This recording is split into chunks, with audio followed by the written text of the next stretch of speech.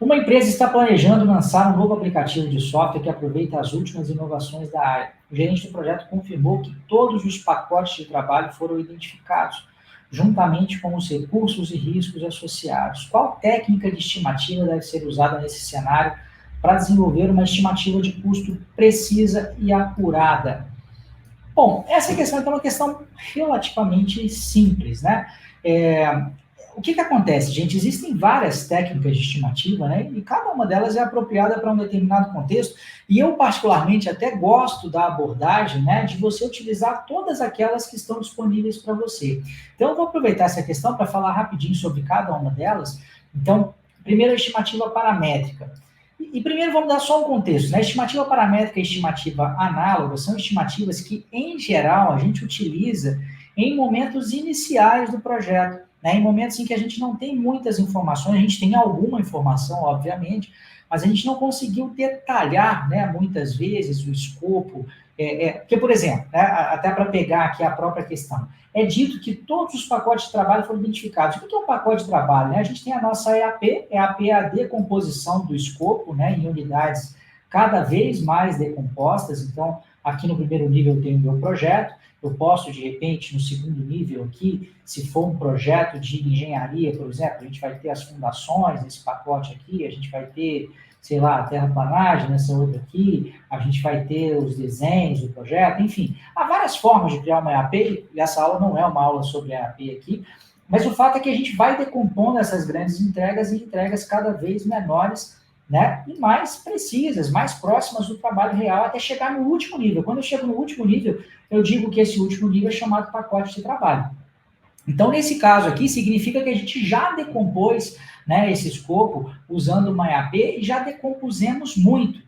E olha só, tem duas coisas que casaram aqui. Eu decompus muito a minha EAP e, ao mesmo tempo, me foi perguntado a técnica de estimativa que eu devo usar para ter uma estimativa de custo precisa e acurada. A estimativa mais precisa que tem é a bottom-up, né, que é a letra D, e ela é a resposta correta. Por quê? Porque se eu decomponho essa EAP bastante aqui, até chegar no nível de pacote de trabalho, eu vou conseguir fazer estimativas mais precisas para cada um desses elementos pequenininhos aqui, e aí a gente vai agregando até chegar, né? Então o custo disso aqui vai ser tal, esse aqui vai ser tal, esse aqui vai ser tal, esse aqui vai ser tal, né? E depois a gente consegue ir aglutinando isso, né? Agregando isso até chegar no custo ou na estimativa de duração total para o projeto. Então, a resposta é bottom-up porque ela é a estimativa mais detalhada, mais precisa, que precisa de mais dados, mas a gente chegou nesse nível de decomposição.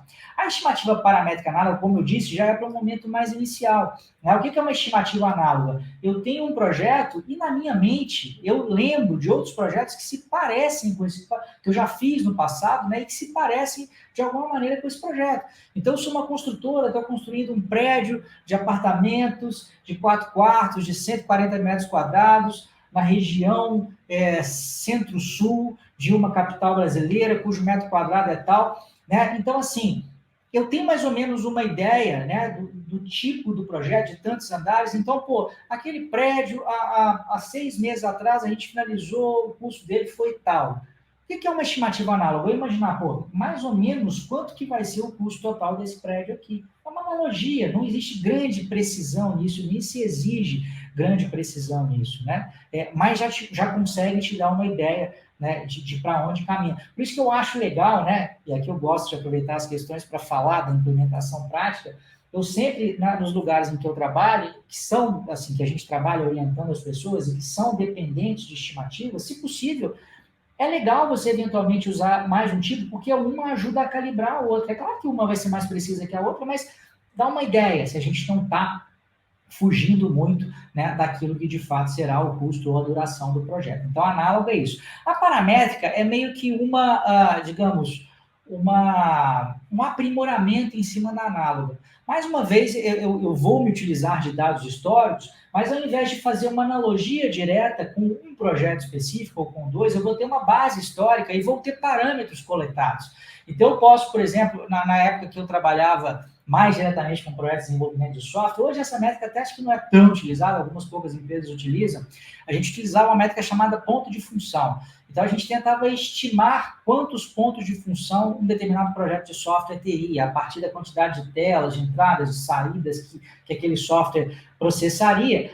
E a gente tinha meio que mapeado qual que era o custo histórico de cada ponto de função em cada tecnologia. Então, temos um projeto novo aqui para implementar um software em Java e ele tem 150 pontos de função. Eu sei que o custo de um ponto de função é, sei lá, R$1.000, por exemplo, esse software vai custar R$150 mil.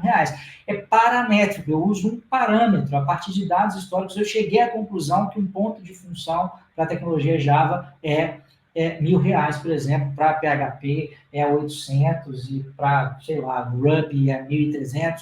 Enfim, vocês já devem ter pegado a ideia. Mas isso aí ajuda para a gente estimar, né, em momentos iniciais ali da nossa caminhada. A estimativa beta, ela até cabe também, né, em projetos mais precisos, mas eu diria que ela se aplica tanto, né, para uma estimativa mais num nível de pacote de trabalho mais baixo, quanto em níveis intermediários também, né? Basicamente, a estimativa beta é que a gente chama de estimativa de 3 pontos, né, em que eu uso uma estimativa que é a estimativa pessimista, mais 4 vezes a mais provável, mais a otimista, e divido isso aqui por 6. É porque a estimativa de 3 pontos, ela pode usar essa fórmula aqui, né? P mais 4M mais O dividido por 6, que a gente diz que está utilizando a distribuição beta, ou pode utilizar a distribuição triangular, que é uma fórmula parecida, que vai ser P mais M mais O dividido por 3, né? Então, ela pode até ser utilizada aqui no nível de pacote de trabalho, mas não necessariamente.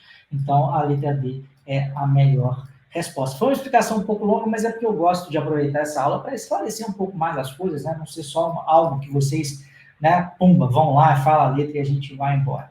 Se você gostou desse vídeo, é porque você tem interesse em gerenciamento de projetos, na certificação PMP ou na certificação CAPM, e é bem provável que você queira saber mais a respeito do meu curso preparatório para essas 2 certificações, que é um curso completo, campeão de aprovação. Duvido que você encontre outro curso tão bom, tão completo, tão efetivo, tão gostoso de assistir, tão didático quanto o meu nesse Brasil inteiro aí, ou em qualquer outro país de língua portuguesa. Eu sou capaz de afirmar que nós temos o melhor curso na língua portuguesa para preparação, e eu vou deixar para você o link desse curso aqui na descrição, né, do post associado a esse vídeo. Vai lá na descrição, clica lá, você vai entender exatamente como a gente trabalha e vai poder deixar o seu contato na lista de espera. Assim que a gente tiver novas vagas, a gente entra em contato com você. Grande abraço e até a próxima. Tchau, tchau.